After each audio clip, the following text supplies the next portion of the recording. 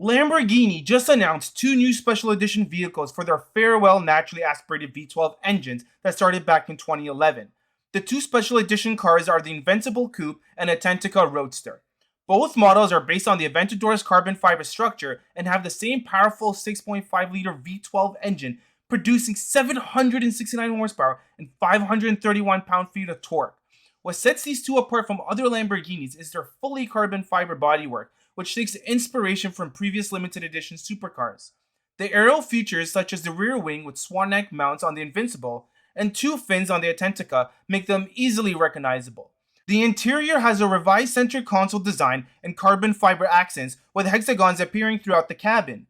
The Invincible is painted in a vivid red color with red interior accents, while the Autentica has a matte black and yellow bodywork with yellow interior stitching.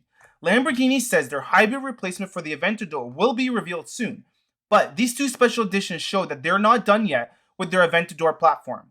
If you like this content and want to find out more about the latest car news, a subscribe would mean a lot to me.